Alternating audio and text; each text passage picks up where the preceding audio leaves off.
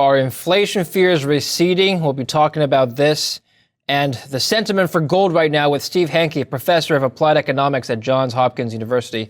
Professor Hanke, welcome back to the show. Let's start by talking about the Hanke Confidence Gold Sentiment Index. The latest reading is very negative as of last Friday, negative 7.57, which is very bearish on your scale from negative 10 to positive 10. Tell us why that is, Professor. Well, I'll tell you the big battle going on now is between taper talk, and if as the taper talk goes up, that implies a tightening of the money supply, and that's bearish for gold. And inflation is the bullish side of the coin, and we're finding much less bullish sentiment talk about inflation in the picture over the last week. So we've got the dials up there for the Hanke Confidence Gold Sentiment Index, and those are the dials that are sent out to the people who are participating free in our Hanke Confidence Gold Sentiment Index. And I want to point something out here. So you've got on the 16th, Thursday, it was negative 3.47. The day after, on Friday, it turned to negative 7.57. Now, what was interesting to me is that the price of gold has stayed relatively the same between Thursday, the 16th, and Friday, the 17th. So what changed between those 2 days that made the gauge turn more bearish, Professor? Well, more talk about tapering. I mean, there's a whole list of things in the dictionary that we're doing text on to find out. Every article that comes out mentioning gold, we go through the words, all the words in the text, and we determine whether those text messages or articles, shall we say, are either bullish or bearish on gold.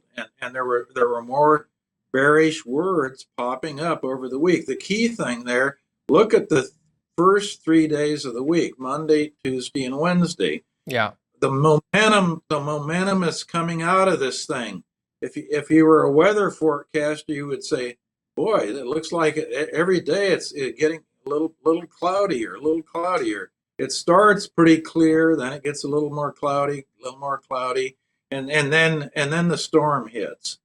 So the thing that's interesting is the Hanke Confidence Sentiment Index anticipated exactly what happened in the market. The market, the bears are in charge, and today, by the way, the reading is minus 7.65, almost the same as where it was on Friday at minus 7.75. So right now, the bears are in command.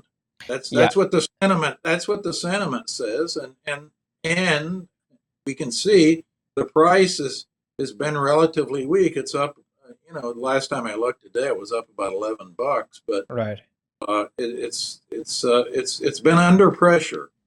We're speaking today on Monday afternoon, so I'm guessing Monday's reading hasn't come out yet, but what do you expect the price to do following 2 consecutive days of negative readings, especially since Thursday, and Thursday was -3, and then Friday was even more negative, so the trend is more and more bearish. Does that imply that prices will go down even lower, you think?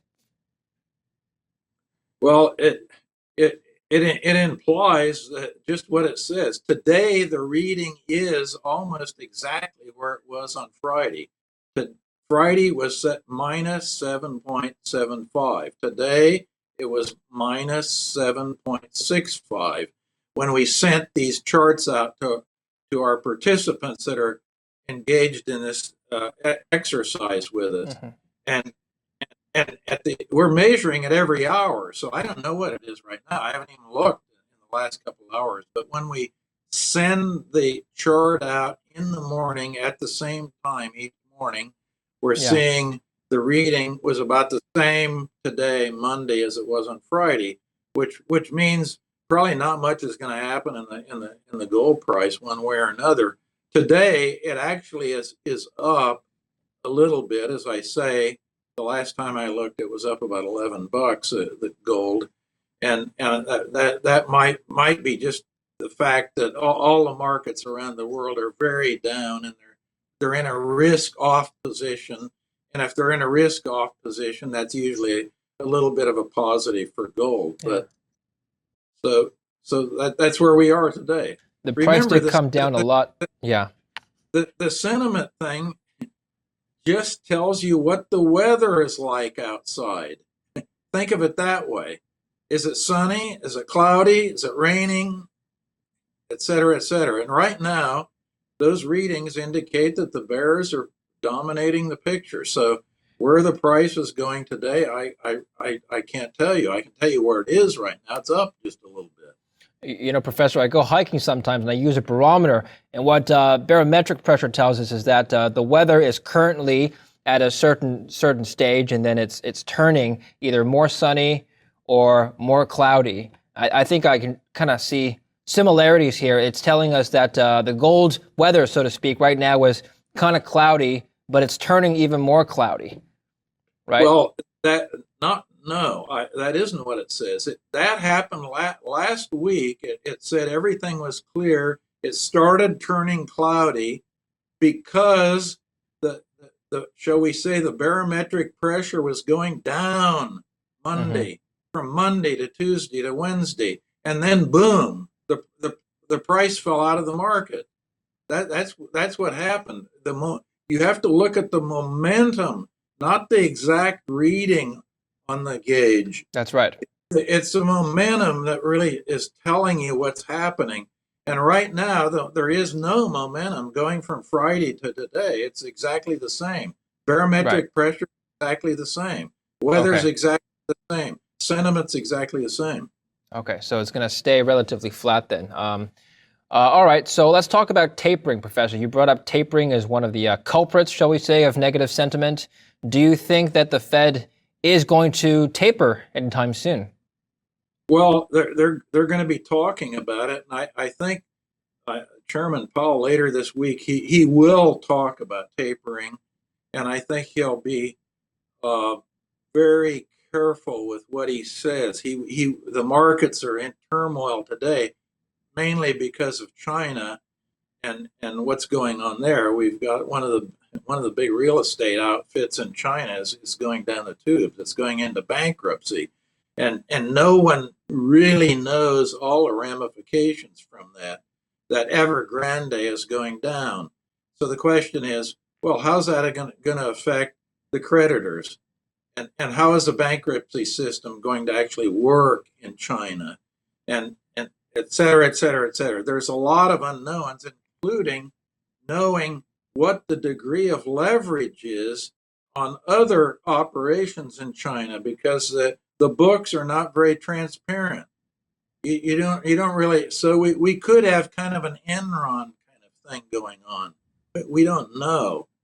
I don't think we have a Lehman kind of thing going on at all. I think we have more of kind of an Enron thing going on with Evergrande. And so no one exactly knows what's going on, but it's hitting the markets all over the world. Everything is down today What do on you mean? There's an Monday. Enron thing going on. There's some fraudulent accounting going on behind the scenes. Of course, you're talking about China. Who the hell knows what's in those fortune cookies? Well, okay. Yeah, we can't really make market forecasts based on information we don't know them, right? Well, that's true, but that is why we're getting this risk off position. People are taking risk off of the table today, and they're doing that because of what's going on in China, which is a fairly opaque operation, and that's one aspect to it. Yeah. The and transparency. The other aspect to it is that we've gone from a situation that was established in 1979 by Deng of opening up markets, more freedom, more free markets, more liberalization. And now we have Chairman Xi, he's turned that thing around and he's going more back on the old communist socialist track. So this is a negative. And we know that the central bank is operating in a very orthodox way, and they're trying to get leverage out of the system. So the money supply situation is relatively tight. So that's the picture. Monetary policy is tight. It's orthodox, trying to get leverage out of the system. The structural issue going forward would be definitely the Communist Party wants more socialism, less free market, and then we have this opaque aspect it's always been there. I mean, no one exactly knows how valid the books are in China. Okay, so China was one of the main reasons for the sliding of the U.S. stock markets that we've seen over the last week. Are there other Yes, reasons as well? yes, and I would say the plunge today. We're taking a deep dive today, and that's all Evergrande. I think it's all China, and Okay, and then that slops over into things like base metals.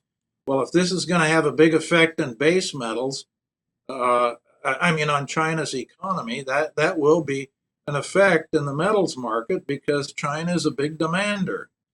And if China slows down, that means the demand for base metals will slow down, and the price increases probably are not going to be as continuing in such a bullish state that they've been. And a lot of people have made a lot of money in these metals, so maybe they sure. want to take a little off the table now. How So do you that's balance that with the bullish case for base metals, which is that we've got the Green New Deal, which requires a lot of copper, lithium, silver, and of course the electrification of vehicles as well needs a lot of base metals. How does that balance out with China? Oh, well, it balances out in the following way. You've just given all these bullish components. Nothing has changed in the bullish component thing. But there has been one thing that's changed in the last few days, and that's Evergrande. And that enters a picture on the demand side of things from China. So that's a little negative coming into the picture. So you've I given the understand. litany of positive things, and now we have a little negative thing coming in. Okay.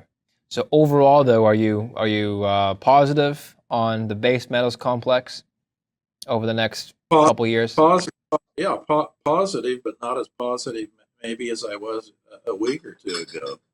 I understand. Let's talk about inflation now. So last we spoke was before the August CPI readings came out. And now it stands at 5.3% on a year-to-year basis. Are you still holding on to your theory that inflation will climb to at least 6 to 9% by the end of the year? Yeah, yeah, there, yes, and let me walk you through this. This is something that is amazing. The markets aren't onto this at all. The financial press is, of course, not on it at all.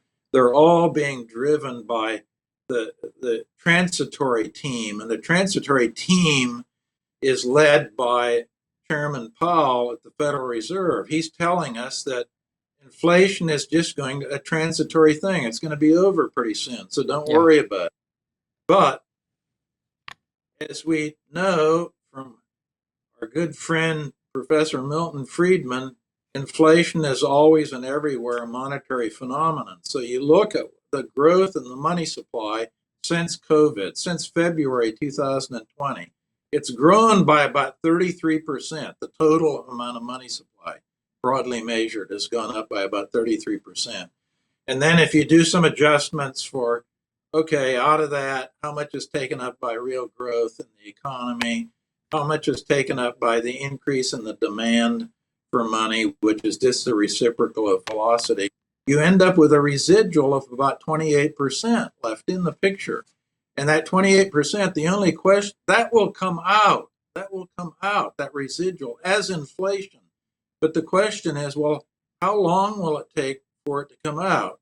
And if you adjust that again for real growth and velocity changes and so forth, you end up with about a number of, let's say, roughly 12%, maybe 15%, something like that. And the Hmm. question is, that residual, let's say the 12%, is that going to come out over a 3-year period? Because there is a lag between injections of the money supply and inflation. Usually those run about 12 to 24 months. Sure. Let's say it takes 2 years, and you have a residual of 12%.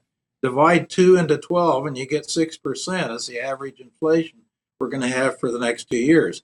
If you stretch it out and say, well, it'll take 3 years to work the whole residual of 12% that's left in there out, then the average is going to be 4% over a 3-year period for each of the 3 years. So you got a lot of inflation that's just going to happen, period.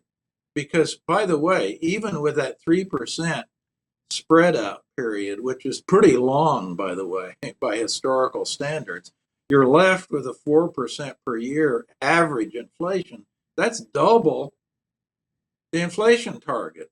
And That's if you right. if you get more in the zone of 12 months to 24 months, a 24-month, two-year period, you end up with a 6% per year inflation. That's already there. It's going to happen. That's right.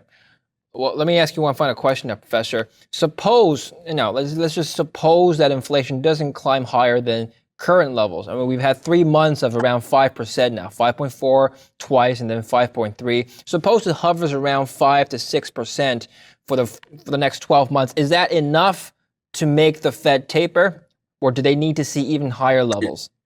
No, they will act on that. Okay. All right. Excellent. Thank you very much, Professor, for coming on the show today, and we'll look forward to catching up with you next time. Great to be with you, David. Thank you. Thank you, and thank you for watching Kitco News. I'm David Lin. Don't forget to subscribe.